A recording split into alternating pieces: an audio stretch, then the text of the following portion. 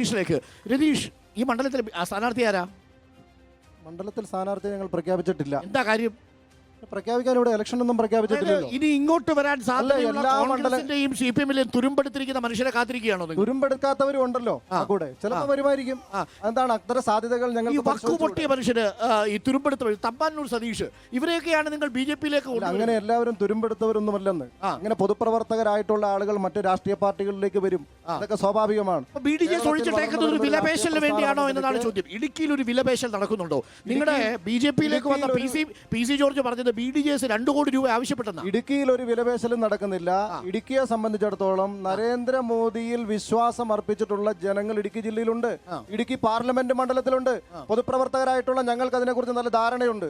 അതുകൊണ്ട് ഏതെങ്കിലും രീതിയിലുള്ള വിജയ സാധ്യതകൾ ഉണ്ടെങ്കിൽ ആ സാധ്യതകൾ പരിശോധിച്ചതിന് ശേഷം ഞങ്ങൾ സ്ഥാനാർത്ഥിയെ പ്രഖ്യാപിക്കുന്നുള്ളൂ. ഇവിടെ ഇലക്ഷൻ പ്രഖ്യാപിച്ചിട്ടൊന്നുമില്ലല്ലോ. രാജ്യത്ത് എല്ലാ സ്ഥലത്തും എല്ലാ മണ്ഡലങ്ങളിലും എല്ലാ പാർട്ടികളും സ്ഥാനാർത്ഥിമാരെ പ്രഖ്യാപിച്ചു കഴിഞ്ഞുമൊന്നുമില്ലല്ലോ. ഇടുക്കിയിൽ തീർച്ചയായിട്ടും NDAക്ക് വളരെ നല്ല രീതിയിൽ ഇവിടെ മത്സരം കാഴ്ചവെക്കുന്ന സ്ഥാനാർത്ഥി ഉണ്ടാവും. ആ കാര്യത്തിൽ യാതൊരു ആശങ്കയും വേണ്ട.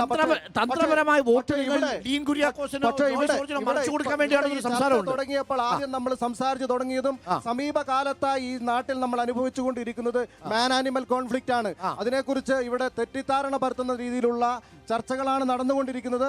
എല്ലാ കാലത്തും അങ്ങനെയാണ്. അതായത് കേന്ദ്ര നിയമത്തിന്റെ പേരിലാണ് ഇത്തരം സംഭവങ്ങൾ നടക്കുന്നത്. കേന്ദ്ര നിയമം ഇങ്ങനെ അതിന്റെ മുകളിൽ അടയിരിക്കുന്നത് കൊണ്ടാണ് ഞങ്ങൾക്കിതൊന്നും ചെയ്യാൻ സാധിക്കാതെ വരുന്നത് എന്ന് പറയുന്ന ഇവർ CAA നടപ്പിലാക്കുമ്പോൾ അത് ഞങ്ങൾ ഇവിടെ നടപ്പാക്കില്ല.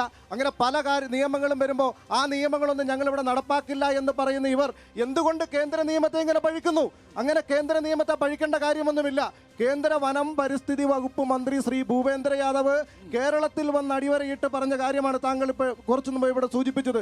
മാത്രമല്ല ശ്രീ ഡീൻ കുര്യാക്കോസ് 2022 മെയ് മാസത്തിൽ പാർലമെന്റ് സമ്മേളനത്തിന്റെ ശൂന്യവേളയിൽ അദ്ദേഹം ഒരു ചോദ്യം ചോദിച്ചിരുന്നു ഈ കാര്യത്തെപ്പറ്റി. അന്ന് കേന്ദ്ര വനം വകുപ്പ് മന്ത്രി ശ്രീ ഭൂപേന്ദ്ര യാദവ് വളരെ വിശദമായിട്ട് പറഞ്ഞിട്ടുണ്ട്. മനുഷ്യരെ കൊല്ലുന്ന ആനിമൽസ്, അതുപോലെ നമുക്ക് കൃഷിക്കും വസ്തുവകൾക്കും നാശം വരുത്തുന്ന ആനിമൽസ്, അത്തരം ആനിമൽസുകളെ ക്ഷുദ്രജീവികളാക്കി കണക്കാക്കിക്കൊണ്ട് ചീഫ് വൈൽഡ് ലൈഫ് വാർഡന് അതിനെ വേട്ടയാടുന്നതിന് ഓർഡർ ഇടാനുള്ള അനുമതി കേന്ദ്ര സർക്കാർ നൽകിയിട്ടുണ്ട് എന്ന് പറഞ്ഞിട്ടുണ്ട്. അതൊക്കെ പാർലമെന്റ് രേഖകളാണ്. ആളുകളെ മനുഷ്യരെ കൊല്ലുന്ന അനിമൽസിനെ കൊല്ലാൻ വേണ്ടിയിട്ട് കേന്ദ്ര നിയമത്തിന്റെ സഹായത്തോടു കൂടി സംസ്ഥാന സർക്കാരുകൾ പെരുമാറാം. മനുഷ്യരെ കൊല്ലുന്ന വർഗീയ കലാപങ്ങളുടെ പേരിൽ എന്ത് നിലപാടെടുക്കും? മണിപ്പൂരിലടക്കം ഇവിടെ വലിയ വിഷയമാവില്ലേ സാർ? ഈ ഇടുക്കി മണ്ഡലത്തിലും സാഹചര്യത്തിൽ ചർച്ചയ്ക്ക് കൊണ്ടുവരുന്നതല്ലേ? അവിടെയൊക്കെ ഗോത്രവർഗ വിഭാഗങ്ങൾ തമ്മിലുള്ള പ്രശ്നങ്ങളാണെന്നൊക്കെ ഇവിടെ പത്രം വായിക്കുന്ന ആളുകൾക്കൊക്കെ അറിയാം. നിങ്ങൾ ഇടുക്കിയിലെ വിഷയം സംസാരിക്കുമ്പോൾ മണിപ്പൂരിലേക്ക് പോകുന്നത് തന്നെ നിങ്ങളുടെ രാഷ്ട്രീയ ലോക്സഭാ തെരഞ്ഞെടുപ്പാണ്. അതുകൊണ്ടാണ് ഞാൻ പറഞ്ഞത് ഇടുക്കിയിൽ ഒട്ടേറെ പ്രശ്നങ്ങളാണ്. ഞാൻ ഈ ഇടുക്കിയിൽ ജനിച്ചു വളർന്ന ആളാ. ഇടുക്കിയിലെ ആരോഗ്യ മേഖലയെ കുറിച്ച് ഇവിടെ ഈ കാഴ്ചക്കാരായിരിക്കുന്ന ആളുകളൊന്ന് പറയട്ടെ. UDF-ഉം LDF-ഉം എത്രയോ വർഷമായി ഇവരെ പറഞ്ഞല്ലോ. പല പഞ്ചായത്തുകൾ ഞങ്ങളാണ് ഭരിക്കുന്നത്, ബ്ലോക്ക് പഞ്ചായത്തുകൾ, ജില്ലാ പഞ്ചായത്തുകളൊക്കെ ഇവര് വർഷങ്ങളായിട്ട് ഭരിക്കുന്ന ഇക്കാര്യത്തിലൊന്നും ഞങ്ങൾക്ക് സംശയമൊന്നുമില്ല, തർക്കവുമില്ല. പക്ഷേ ഇടുക്കിയിലെ ഒരു നല്ല ആശുപത്രി ഉണ്ടോ? ഇടുക്കി മെഡിക്കൽ കോളേജിൽ ചെന്നാൽ ഒരു റഫറൽ സെന്റർ ആയിട്ടാണ് ഇടുക്കി മെഡിക്കൽ കോളേജ് പ്രവർത്തിക്കുന്നത്. അതല്ല, ഈ കോട്ടയം മെഡിക്കൽ കോളേജിലേക്ക് ശുപാർശ ചെയ്യുന്ന ഒരു സെന്റർ ആയിട്ടാണ് അങ്ങനെ പ്രവർത്തിക്കുന്നത്.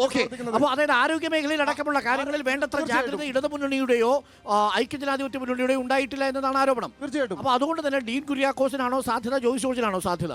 NDAക്കാണ് സാധ്യത. സാധ്യത എന്നുള്ള കാര്യത്തിൽ എന്ത് സംശയമാണ് നിങ്ങൾക്കുള്ളത്? സ്ഥാനാർത്ഥി 2 റൗണ്ട് പിന്നിട്ട് കഴിഞ്ഞു പ്രചരണം.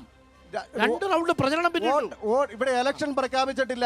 വോട്ടെടുപ്പ് പുതിയ ഗവൺമെന്റ് അധികാരത്തിൽ വരുന്നത് മെയ് മാസമാണ് സാർ. മെയ് മാസമാണ് പുതിയ ഗവൺമെന്റ് അധികാരത്തിൽ വരുന്നത്. ലേറ്റാ വന്നാലും ലേറ്റസ്റ്റാ വരും. അപ്പടി വന്നിടുവേൻ നോക്കാം.